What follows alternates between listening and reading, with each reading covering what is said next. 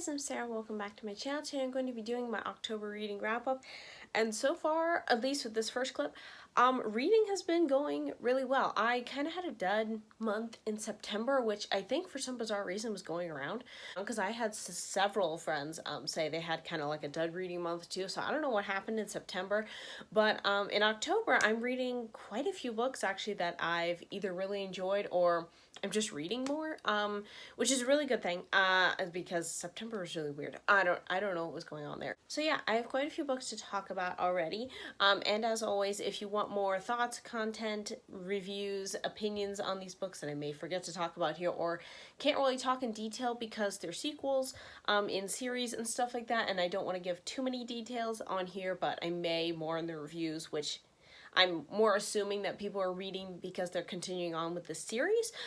So I might put a few more details in those reviews than in this video. Anyways, if you want any and all of that, all my Goodreads reviews of these books are linked down in the description, so you can check them out there. But yeah, with that, we're just gonna dive right into one of those aforementioned series I can't really say a lot of, and that is my continuing of reading My Hero Academia. This is a manga series so far. I've read volumes 9, 10, 11, and 12. So, I'm still really enjoying this series. This is a superhero manga series. That's pretty much all I can say about it. I've been talking about it in my last few videos. I'm really enjoying this series.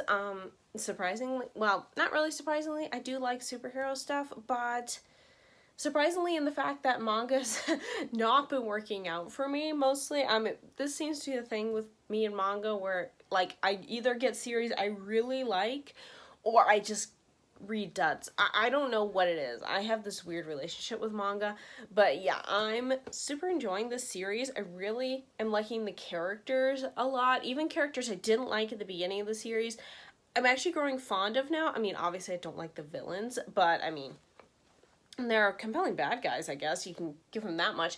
And I'm really interested to see where things are going to go from here, because it's really intense. And I like how the mangaka keeps the tension with the villain stuff, but also manages to keep it kind of lighter with some of the comedic elements, but also manages to keep in the school stuff along with the life-threatening situations they constantly get thrown in. So yeah, I really appreciate how he manages to balance all that. And also, with this month, I'm participating in 2 different readathons this month. The first one is the Middle Earth readathon, which is created and hosted by Reese from the Writing Songbird. She also has 3 co-hosts, Celestia, Christy, and Holly. So yeah, those ladies are doing the Middle Earth readathon. I managed to read 2 volumes for that readathon, and that was Volume 11 I picked for Gandalf the Grey, which is a mentor, mainly because All Might here is a mentor to Deku, and this volume focuses a lot on him, so I picked that prompt for this one.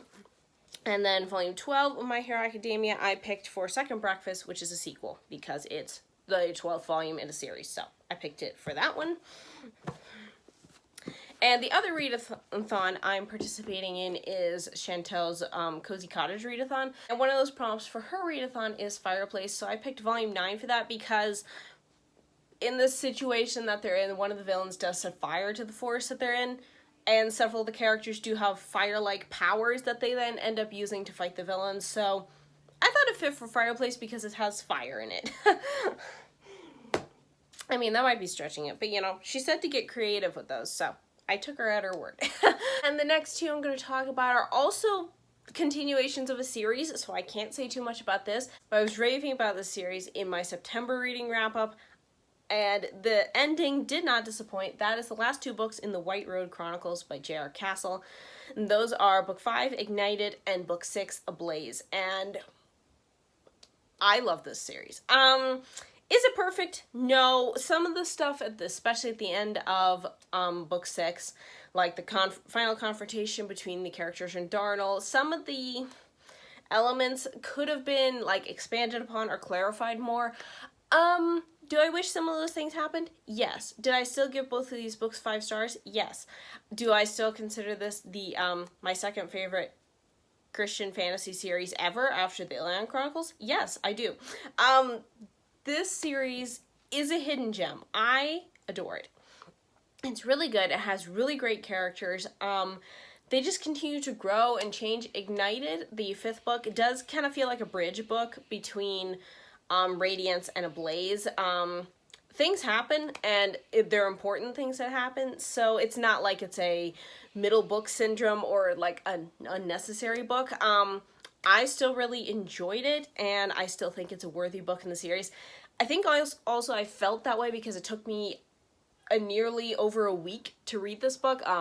My aunt was visiting, so I didn't really have a ton of time to read, so it took me much longer to read it than, say, Radiance, which I read in like 2 days. Ablaze I also read in 2 days. So it's kind of slightly slower factor. Might be due more to my the length of time I was reading the book in than the book itself. But yeah, I still really enjoyed it. Also the romance between a couple of characters really gets developed in this book, and I super enjoyed that because they are adorable. Love them.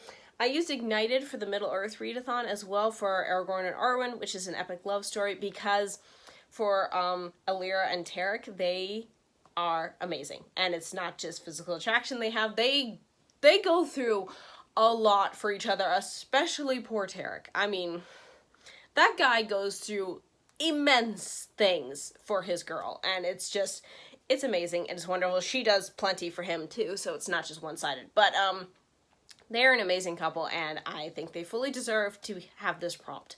And the 6th book, Ablaze, I also used for the Middle-earth readathon for Gimli and Legolas, which is unlikely friendship, mainly because all of these characters are unlikely friends to each other. We've got like humans and centaurs and all these other fantasy creatures and different types of human races, and they're all friends.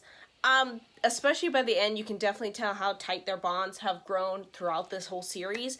And so yeah, I thought definitely that fit for unlikely friendships because there are so many of them that are just definitely unlikely. Like these people, some of them even used to be kind of enemies to each other, but now they're friends, and I really enjoy how the author did that. I really enjoyed this series overall. It's just an amazing series, a hidden gem in Christian fantasy. Again, there are grammatical errors throughout this series, and some of the things weren't necessarily clarified as much as I would have liked in the last book, but I still really enjoyed this. I still would highly recommend this series, and I'm definitely going to, at some point, get physical copies of these books so I can read it again. Okay, the next two I'm going to talk about are a couple of other manga I read. I have mixed opinions about these. Again, these are continuations of a series. So, this clip is just basically, I can't say too much about most of these books. And that is, hi, I'm a witch, and my crush wants me to make a love potion. That is quite a mouthful. It's volume 2 and volume 3. So, I read volume 1 back in, I want to say June or July. It was quite a bit ago because for some bizarre reason, my library has these, obviously, but, for some reason, I could never get my hands on volume 2. They, like, lost it for a while. Apparently, they got it back, but they just bought a new copy. I don't know which. But this is a fantasy series. It's basically just fantasy romance about this witch, who, her crush is a knight, and he comes by and he wants her to make a love potion, and she's kind of just, like, really, bummed about that because she thinks it's for him, and their friendship into a relationship ensues. It's a very slow, chill story. I thought the first one was okay. The second one, because I think I gave the first one like 3.5 stars, and probably on retrospective, it would probably be more of a 3-star, but whatever. On Goodreads, I mark it as a 3. So, yeah, volume 2, we just continue from there. Their kind of friendship to relationship is growing, and yeah, the art is pretty. I enjoyed it for the most part. They do have some funny interactions between the two characters and stuff, but I will say at the end of this volume, there is let me see if I can find it. There's a written short story about a particular scene that happens in this volume, and the original author of, like, the light novel series that this manga is based on, she wrote that for the artist to kind of get an idea of what our Knight character was thinking at the time when things were happening. However, I would have given this volume 3 stars, except for that short story. I read it, and there were things alluded in it that, like, kind of like, I don't know, it changed the tone of the scene, because you think it's just all innocent and light and fluffy, but when you see it from what the author was saying was his perspective, it's very kind of sexually charged. It was really weird, because I read that and I was like, I was not getting that vibe at all, and it was just kind of like, it really left a weird taste in my mouth. Just certain, it's not like it was certain things that they were mentioned to and allusions to, like, maybe his past relationships with other women that kind of, it turned me off. It was like, really, whoa, okay, this is in here. I was very much like, ew. Like, it's nothing detailed, and it's just allusions to that, but the allusions to that were just like, I did not care for that, and I was just kind of like, it's kind of tainted, unfortunately, my looking at this series, and especially that character as a whole, because it's kind of just like, are you being genuine, or is it just like lustful desires now that you have, dude? So that was disappointing, which is why I dropped this volume to 2 stars, because I just couldn't justify that, because the story itself, if you read this manga itself without reading that short story, it's cute, it's sweet, and I would have given it 3 stars. But that short story at the end just changed my perspective on what I was looking at, so I couldn't give it that. So I gave it 2 stars. Then I read the 3rd volume, which I gave 3 stars, because, again, there was no weird short story at the end to make me think any differently. But still then, the realization I had while reading this one did kind of taint this one a bit, but I kind of pushed it aside. This was just the continuation. It was cute. I do have the 4th volume on hold at my library, so I'm still going to read that one. But after that one, I'm going to determine then if I'm going to continue the series or not. It's just kind of there. It's just fine. I'm not great with chill series, especially like manga for some bizarre reason. So, yeah. It's similar to a series called Snow White with the Red Hair. Honestly, though, I would recommend that series over this one. But I ended up DNFing that series to it because it was very slow and boring for me too. But I did like that one more, and I like the characters more. This one, it seems just kind of, I don't want to say shallow, but it's it's not shallow. It's just kind of, not a lot happens. I mean, if you like romantic fluff, I think this would work fine for you. Just for this volume, don't read that short story if you don't want, like, certain ideas to be put in your head about our main guy characters, which is partially why I'm thinking of just, like, after the 4th volume, I'll probably just quit it, but I'm gonna still read it and see for myself. But yeah, overall disappointing, because I know one of my friends really loves this series, but unfortunately it's not working for me, which is generally the case with manga. Final book I'm going to talk about for this clip is an e-arc I received from the author, so thank you very much to the author for sending me a copy of this book to read and review. This book came out October 1st, so it is already out, and that is This Hollow Heart by Nikki Chapelway. This is it's a fantasy. It's kind of a dark fantasy as well, with very spooky vibes, very, very fall, October-y vibes. It is a retelling of the legend of Sleepy Hollow. I think that's what it's called. And, you know, the Ichabod Crane, the Headless Horseman, that legend. I think it's called The Legend of Sleepy Hollow. I think that's its official title. I don't actually know. This one I can actually give details on because it's a standalone, and I can actually give some details on this one. So in this one, we follow Nastia. I believe that's how you say her name. She is a necromancer, and she is in this little sleepy town called Sunder Hollow. She's engaged to, like, the, I guess he's, like, the leader of the town, Brome. I believe that's how you say his name. I'm gonna be saying that for everybody's names. And she's his fiance, and because she's there, not just because she likes him and stuff like that, but because he has this spell book that her father, who is basically her adopted father, who is a crime lord vampire, he wants her to get that spell book So she has arranged to be married to this guy so she can get access to his spell book so she can give it to her dad. But her plans kind of get turned upside down when this guy shows up at their little town called Evangee Ichabod. Again, I'm pretty sure that's how you say his name, but not 100% sure. And he has shown up in this town because he is a ghost hunter. He is a priest of this fantasy goddess in this fantasy world who kind of like, he goes around and he, because he had like a near-death experience at one point, and he can now see and talk to ghosts. So he's trying to go around and he's trying to like help spirits continue on to this fantasy world's version of the afterlife, which is Skyhold, and he's trying to help these ghosts to move on, get over their revenges, not be lost spirits anymore, and make their way peacefully to the next life. However, some weird things start happening, and yeah, Nastia and Evangee don't trust each other for certain reasons because they suspect things of each other, and then Brome goes missing. And the two characters have to work together to find him, and well, there's also now this creepy headless horseman galloping around the forest, and well, it just may want to kill them both. So yeah, this is a very okay, the author has said this is her spookiest book yet, her creepiest one. Personally, I didn't find it that spooky. Now, I did not read it at night because I am someone who gets easily creeped out more by things at night than in the daytime. So, I did not read this book at night. If I had, it probably would have been a bit creepier. Like they're running around in the forest, they have necromancers chasing them, there's ghosts, there's the headless horseman, obviously.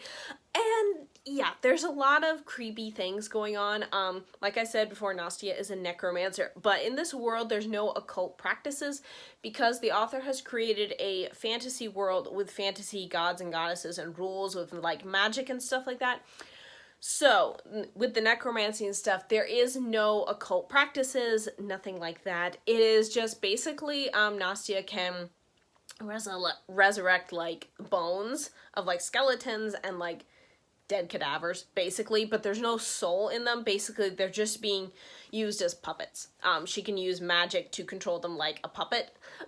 So, you know, might not still be everybody's thing. The author even said that, you know, it had dealing with that, like Evangee can see and talk to ghosts. There's things like that. This book is probably not going to be for everyone. Normally, I would not read a book where the main character is a necromancer, mainly because I don't really believe in that. I'm fine with necromancers if they're bad guys. I'm not really that fond of characters who are good guys that are necromancers, but Nikki makes it work really well with Nastia and how she uses it, and the rules that she has set up in her own world make it more palatable for me than just some other type of author who might just try to go really, really dark. Also, Nikki Chapelway is a Christian, so I trust her opinion on being able to write something about necromancy and keep it without going too far into the dark side, because she believes in God, so she doesn't have like the opinions of, say, someone who doesn't believe in God and just, you know, is like dealing with dark stuff because that's cool or something. So I trust her opinion of writing and stuff with her worldview, that things like necromancy and ghosts and dealing with like the undead walking around and stuff like that is not going to go into some place that I'm going to be very uncomfortable with. I was not uncomfortable reading this book at all. Like I said, most people probably watching my channel are not going to like this book, but I still enjoyed it. I really enjoyed the two characters of Nastia and Evangee. I really liked the whole scenario. Again, I did not read this when it was dark, so it probably would have been way spookier if it was like dark and quiet and stuff like that, but I didn't. I read it in the daytime, and I did that on purpose. But yeah. So yeah, there are slightly creepier things with like the ghosts and stuff like that. The headless horseman type thing, it is a body whose head was recently so there's minor mentions of like blood and stuff like that, but actually not that much. In all honesty, I think one of her other books set in this world, A Tale of Gods and Glory, I think that one was actually bloodier than this one. So, and kind of like spookier than this one in my opinion. So, yeah, if you've read that book, take that as you will. But yeah, that one I think was more spooky and bloody than this one, in my opinion. Even though technically this one might be more so, mainly just because of the whole Headless Horseman aspect and stuff like that. Also, there was a twist in here I did not see coming, and I was really actually shocked by that, because it was like a name was mentioned. I was like, oh, okay, I think I should know who that is, but I didn't really think of it. And then it was revealed, and I was like, wait a second, this character, like, what? So that was a great twist. I'm curious to see what she's gonna do with that later on. And with the epilogue, I'm a little concerned for poor Evangee. Like, he really needs to watch his steps. This book works perfectly as a standalone, but it also ties in little things to other series in her, and other books in this world. So I really like that, so you can definitely read this book by itself, but if you've read her other books set in this world, you may see names and places and threads picked up, and I'm very curious to see if Evangee and Nastia show up later on in other books in this world, and like what the outcome is going to be. So yeah, really enjoyed their romance as well. It's very light because obviously it's pretty quick, but it's very light, but I still really enjoy it, and I really like the two characters together, and I really hope they stay together forever, and not in a way that certain people may want them to stay together or not. Yeah, really enjoyed this one, and I definitely plan on getting a physical copy of this one sometime in the future. I also used this Hollow Heart for the Middle-earth readathon. This one was a shock, because I did not think I would use this prompt at all, and that is Legolas, Tauriel, and Killy. A love triangle. You know, I hate love triangles with a fiery passion that can light up the sky at night. I hate love triangles. I actively avoid them if I can. This book had a mild love triangle. For lack of a better thing, it had two guys that were interested in one girl. Obviously, things happened that it didn't end up being a full-blown real love triangle, but the implications and the essence of a love triangle were there. So maybe that's cheating. Reese, you can tell me if that's cheating, but I'm gonna use it for that because I hate love triangles, and I'm not gonna read one where I know there's one actively in it. If I see a book with an active love triangle in it, I'm just like, okay, no, goodbye. So no, we're just gonna use this one because it had a mild one. And it didn't annoy me because it was mild.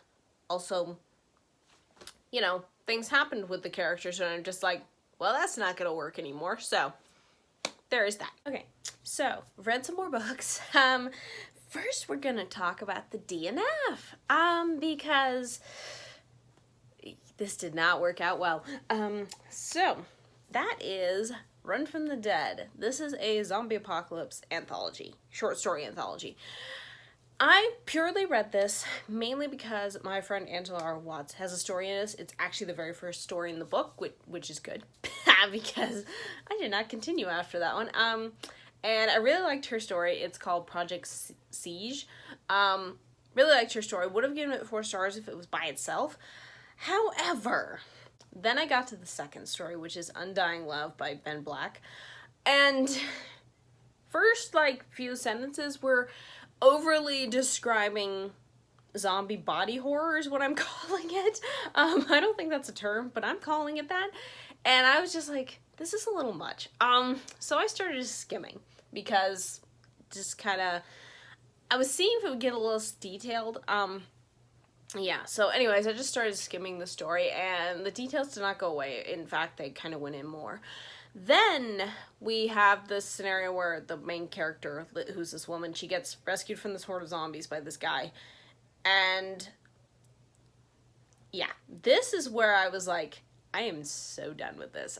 Because literally this guy saves her life. So then she rewards him by smashing his head with a crowbar, beating him with it, and then stabbing it through in detail. Thankfully, I was skimming, so I did not really get all the details. I got the gist, though, and it was downright horrifying, and I DNF'd that book immediately, because it's like I realize it's in the horror genre, so they're gonna get into weird, creepy, like descriptions and stuff like that, but it's like, no, just I see and hear enough about humanity's depravity in daily life. I do not need to read about it in a story. So I was done with that. Yeah, because like Angelus, you know, at least had like hope of like they might be able to restore humanity and stuff like that. This one was just like cold-blooded murder for absolutely no reason. So with that, also that second story had 4 F-bombs and 1 misuse of Jesus' name. So, you know, I would have been out anyways with that, but the ending was the killer thing for me. So we DNF'd that one. I deleted it. Rage deleted it from my Kindle. Then, since I was kind of, because this is mainly, I was interested in it for one thing. I wanted to read those types of books for like fall weather, and like I figured it would work for spooky season. Since I still kind of wanted to read that, I decided to try the only other one I had that was about a zombie apocalypse, but this is Christian zombie apocalypse, and that is Outbreak by Joshua C. Chad. And this one was actually really good. This is the first book in a 5-book series called The Brothers Creed, and yeah, this one was really good. I gave it 4 stars. We follow several different characters. The main ones are these 2 brothers. They kind of are just doing their regular thing when the zombie apocalypse hits, and then their parents are actually visiting, like, their grandparents or something in Nebraska. The brothers are in Montana. So, and they have kind of this plan to go get their parents and get the heck out of the country. So into this like secluded place that they have in Alaska. So they then go on this cross-country journey to get to their parents before hopefully the zombies can get to them first. So, and then we're also following Emmett. He's like I think he's ex-military, and he is trying to save his ex-wife and his daughter from the zombie apocalypse that's happened. I think they're in Texas, and they're also trying to head north, and eventually those 2 stories and those people collide at the very end. So a very interesting book. There was not tons of like descriptions of like what the zombies looked like and stuff. I mean, there were some things where it was kind of like, yeah, you get the idea. They're dead bodies walking around and they're kind of decaying. And they're trying to eat you and stuff. So I didn't really, personally for me, it didn't get extremely detailed.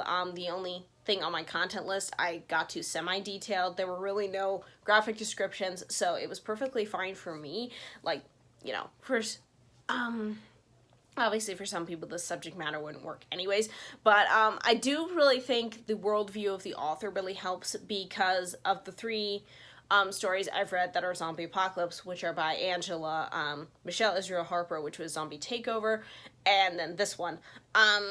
They were all written by Christian authors with a Christian perspective. I think that has something to do with the less amount of gore and terribleness of humanity. I mean, humanity's terribleness is put on display here, but in this book, there's also, the main characters are trying to help people along the way. They try to help multiple people, and they also just try to do the right thing. So I think they have kind of the hopeful side, and then there's the people on the side that are the depraved ones, because like we run into a couple of cults that have developed. There's just horrible people along the way who, like, at one point they try to steal their brother's truck by shooting him down, and there's just things like that. So yeah, I think that was balanced out well with the depravity, but also our heroes are actually heroes. So yeah. This is also written in an omniscient point of view, which is head hopping, basically, which doesn't always work, but I think it worked well in this case. It was written really well, so it was never confusing. I still was connected to these characters despite that, and also I think it worked because it's a zombie apocalypse book, so people die. Lots of people die. So you're never sure, even if you're in other people's heads, there's no guarantee that person's going to stay alive. So it's kind of like, it adds to like the horror of the situation they're in, because like, you know, some of these people that you end up being in their heads for previously, they end up dead. So it kind of just gives you the feeling of no one's safe. So I think that really fits for the genre it's in. And it's also just really well written. Also, the author knew way more about firearms and trucks than I did. So that was interesting, because it's like, okay, it's like a few things I knew about, but it's like after that, it was just kind of like, I have no idea what you're talking about. I'm just gonna trust that you know what you're talking about. So if you know more about that type of thing than I do, you'll probably get more out of it when they're describing that type. Those paragraphs are describing what they have and stuff like that. So, but yeah, I really enjoyed this, and I'm very interested to continue the series. So yeah, I also used this for the Middle Earth readathon. I used this for the prompt An Unexpected Journey, because they do take a journey. The brothers do go from Montana to Nebraska.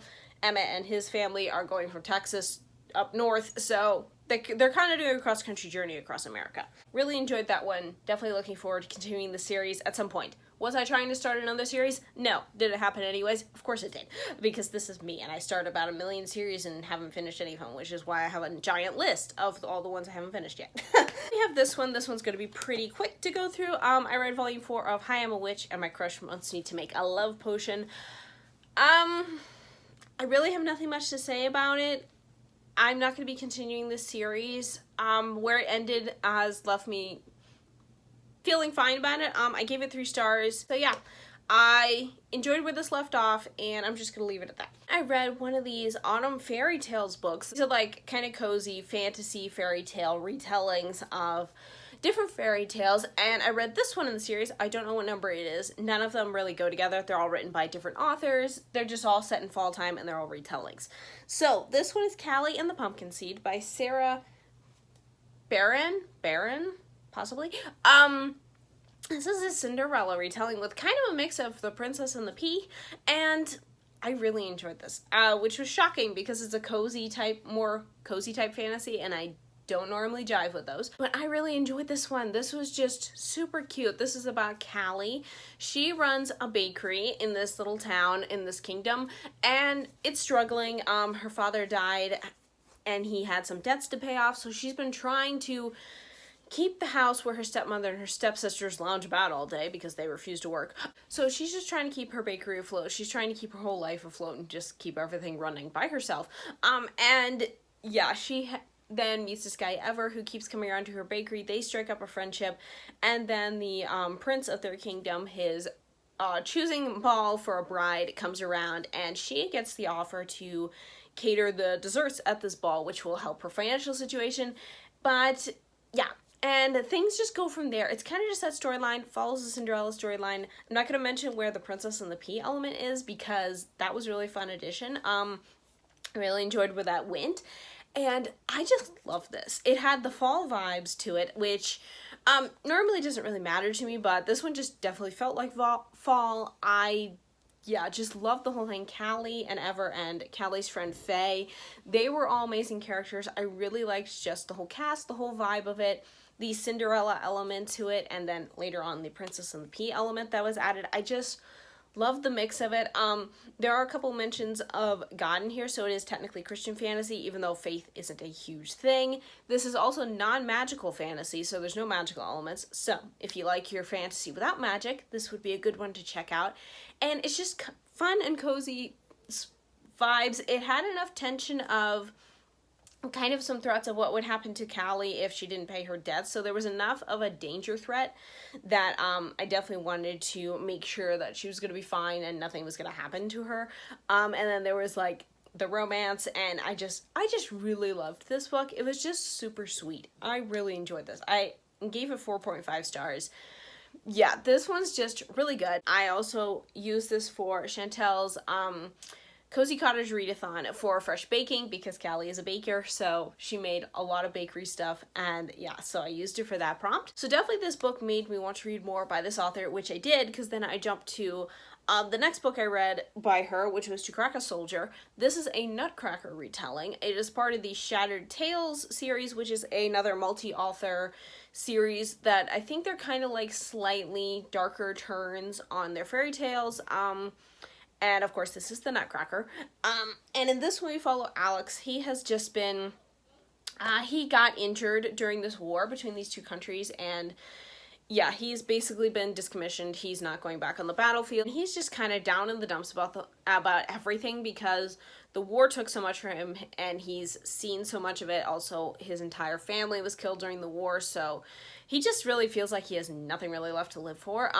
Even his love for music is not really, he doesn't deem it as important as he used to because, like, there was really no point. It didn't save his family and stuff like that.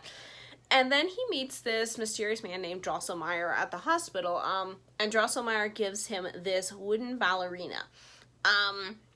Actually, he doesn't really, a little girl with him does, but anyways, so Alex then takes this mini ballerina, and then things happen that night where he is shrunk down, and his ballerina has come to life, and she is fighting this kind of elven lord who he dubs the Mouse King because he has a mouse on his shield, and through a series of events and that battle, Alex ends up being sucked through a mirror into the realm of the Fae. And what has happened is he can't really go back home because the mirror was broken, and the mirror is a portal back to his world, so he is stuck in the world of fairy until he and his ballerina Celesta can find the rest of the pieces of the mirror and put it back together. Problem is, they have a ticking time because Alex sustained a magical injury and he's turning into wood. So, that's a problem. And yeah, it just follows that story. I really enjoyed the characters. Alex and his turmoil with, like, the war and his PTSD and stuff like that from it, I found really, really moving and really well done. I really just wanted him to find happiness again and to be able to overcome the trauma that he had been through and to just, yeah, find happiness again. And he might actually rub some people the wrong way. He's extremely grumpy at first, which I felt was natural considering what he had been through. It's just kind of like, yeah, give the guy a break. He can be a little grouchy if he wants to be. So yeah, he does warm up over time to Celesta, and because she is very much a sunshine chatterbox, constantly talking. I'm not sure if she'd be what they call a manic pixie dream girl. I don't even know what that term means, but she's definitely sunshine. So this is kind of more like a grumpy sunshine type storyline with the romance. I really liked her too. I liked Alex more, but we're in his head the whole time, so I got to understand him a lot, and I really enjoyed his character. Drosselmeyer is great. I love that character. I would honestly not be mad if the author ever decided to, like, write a short story about his adventures, because in this version he's a wizard, and he's just cool, and Gandalf and Dumbledore have ruined me forever for liking cool wizard characters, so he definitely joins that list. And yeah, I enjoyed the journey they went on. I do feel like this book had too much world building for how small it is. It's only like 272 pages, I think, is the Kindle edition, which is how I read it. It felt a lot of times we were describing the different courts we were in because it's like the Fae courts. So we go to, winter, summer, fall, spring. And yeah, that was completely out of order, whatever. And she described it really well, each place that they went to, and they did things in each place, but I feel like it almost bogged the story down too much doing that. And that's just more of a personal opinion, but sometimes I felt like the world building kind of got in the way of the character interactions and character growth, because, like, the beginning and the end with, like, the character growth from where Alex starts to where he ends, I loved those parts. I loved the parts in between when it's just him and Celesta talking and getting to know each other better and growing as characters and stuff. I did like the world building, but I just feel like it would have been better in a bigger story, because then the story would have been stretched out more, the journey would have been stretched out more, and so the world building would have had a little bit more room to breathe. In this version, I just feel like it was kind of crammed in there, and it was kind of like really stuck in there amongst the other stories, so it kind of slowed things down. I gave it a 4-star. In all honesty, if I sat on it for a day before writing my review, I probably would have given it 3.5 stars. So which has definitely told me that I need to write my reviews sooner on Goodreads, but not too soon. I need to at least give it a day to, like, percolate in my brain and stuff like that. So yeah. Climax also wasn't very riveting, in my opinion. I do like my end battles with the bad guys in fantasy and stuff to be, like, really riveting. This one really wasn't. It was just kind of like, okay, we're done. So yeah, overall good book though, and I'm definitely going to be trying more from this author. I also used To Crack a Soldier for 2 prompt for the Middle Earth readathon, I used Samwise Gamgee, an unlikely hero. Alex is definitely an unlikely hero, so, because he, like, doesn't really want to be a hero at this point. So, I thought it really fit him for that one. So, yeah, I thought it really fit him. And then I used To Crack a Soldier also for the Cozy Cottage readathon for In the Dark, because Alex is very much in a dark place at the very beginning of the book, and he does move more into light like mentally and stuff, even physically in certain areas. So yeah, I feel like that was kind of a good metaphor of his journey. Also, there are several scenes that happen in the dark, like the initial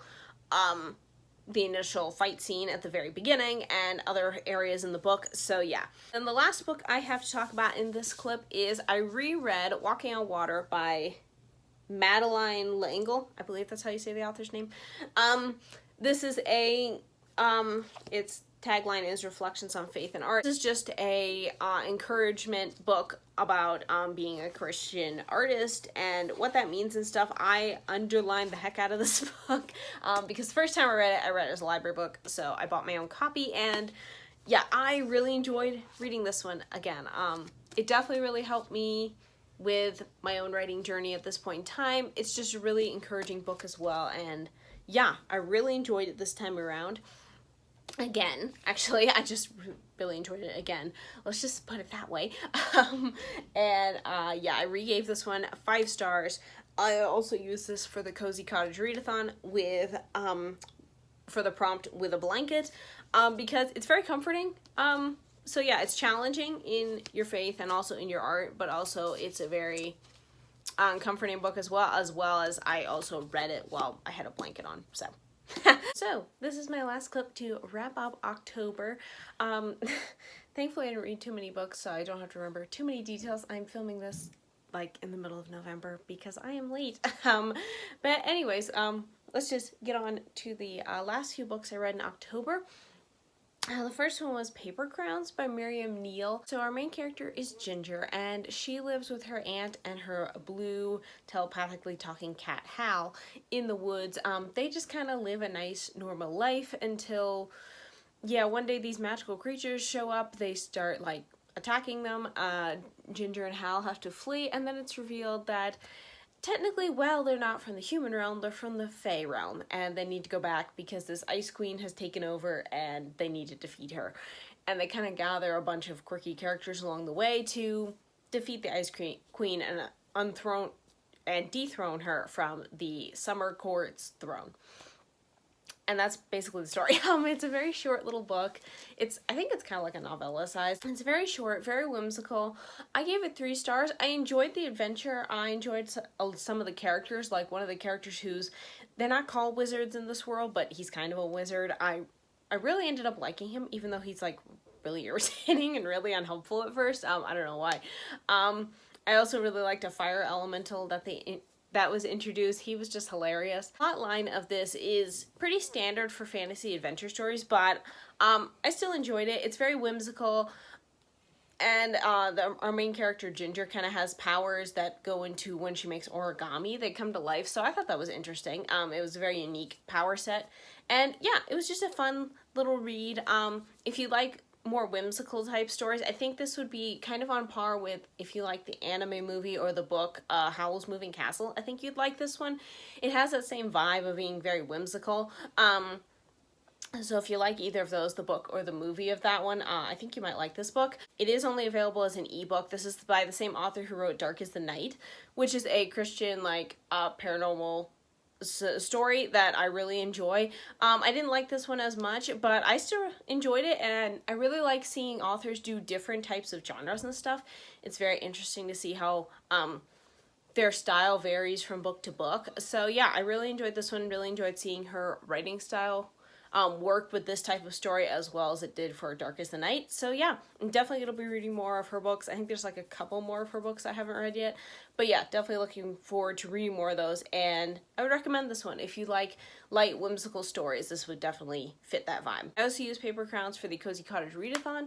I used this for the prompt Rainy Day because kind of one of the days that kind of changes Ginger's life forever is it's a rainy, stormy day. So I thought it fit the prompt, and I don't know if I read it while it was raining. I don't know, it's been kind of raining off and on for last few weeks, so I don't know if I read it while it was raining, but there is a rain thing that does happen in the book, so that's why I used it for this prompt. And the next one I read, I can't talk much about it because it is, again, another sequel in a series, but I finally read it. I finally read Daikon's Heir by Jaye. This is the sixth and final I hate that word. It's so stupid. The sixth and final book in the Ilyon Chronicles, and I finally read it.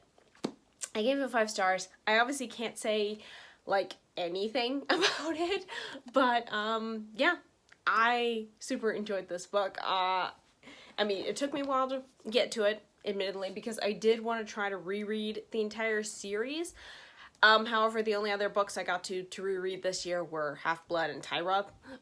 So I didn't get in the mood to reread the rest of the series, so I just went ahead and read this one.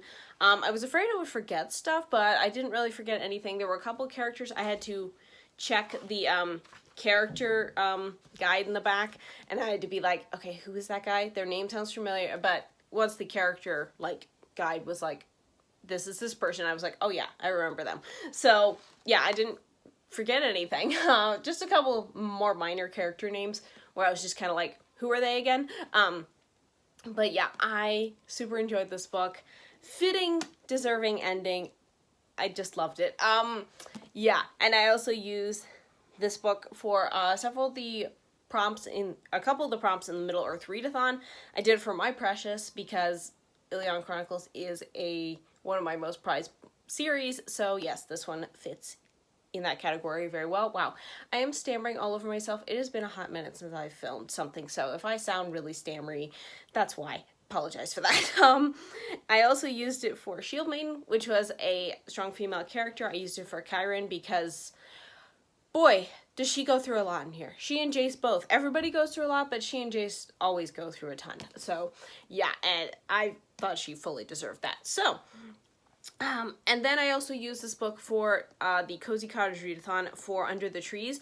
For that, if you've read the book, I mean, they do kind of go in a forest sometimes, but not really much. They're not in Landale much, so there's not much of a forest, but the epilogue. I did it for the epilogue prompt.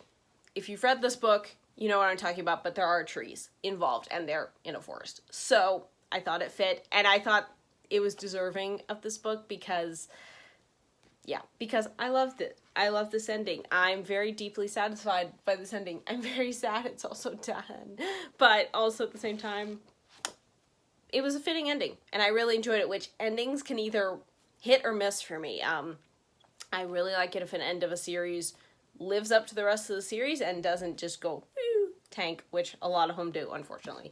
But this one did not, and I was very happy about that. So in that vein, I did read the 2 short stories that followed Daikon's Heir. When you sign up for the author's newsletter, you get these 2 short stories for free. The first one's The Dream. And obviously I can't say anything about these, but I gave this one 5 stars as well. I mean, I gave Daikon's Heir 5 stars. Did I say that? I figured it would be obvious from my reaction to it, but I did. Anyways, I gave The Dream 5 stars as well. This is like a what-if story of, relating to Jace's past.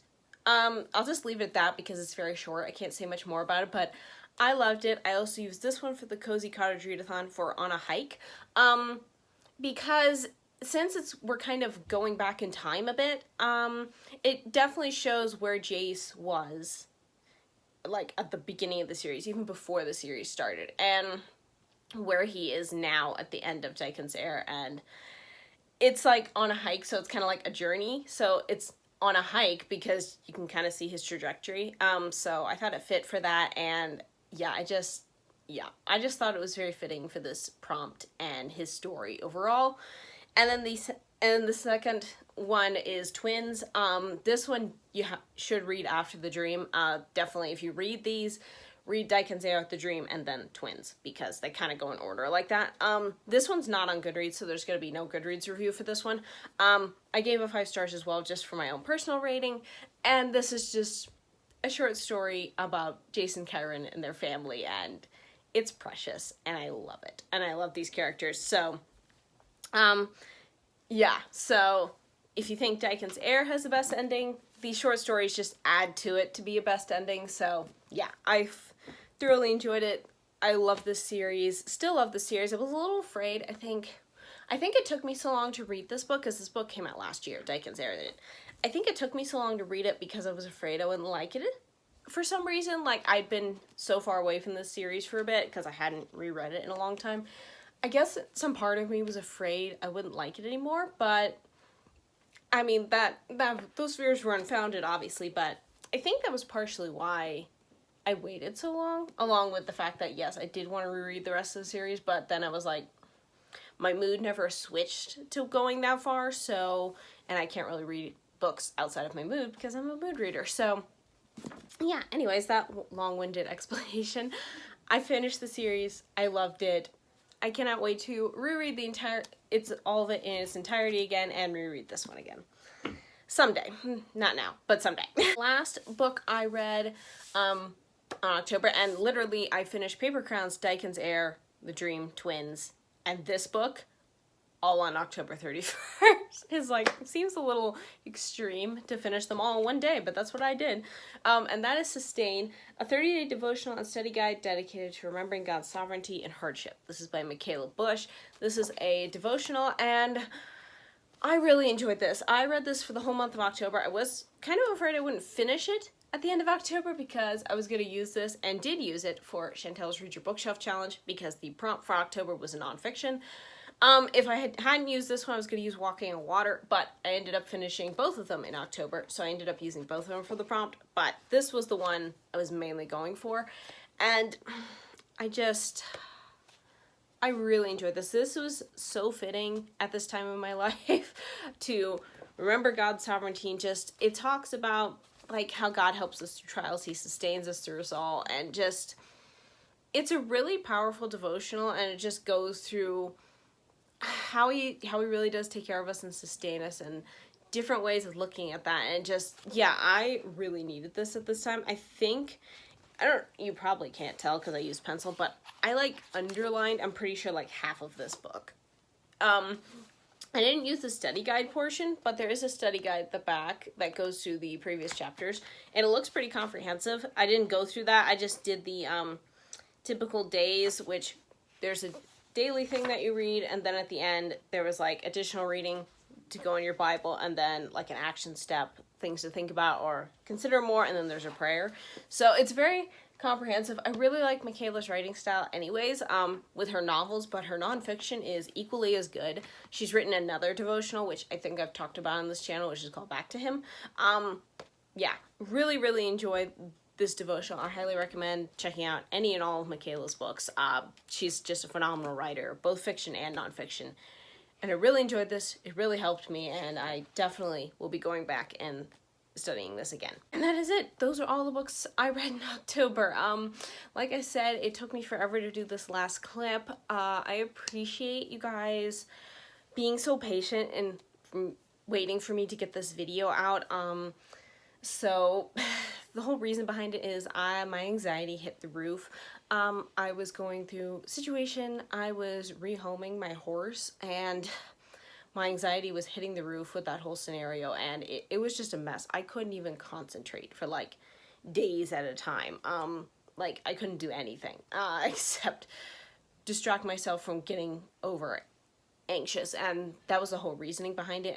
I was rehoming him, and he went to a very good home, though, so I'm very happy with how it turned out. And then, yeah, and then I've been acclimating to him not being around, and so is my pony, which she seems to be doing really good today. She hasn't even, like, looked for him once, so I think she's adjusting really well.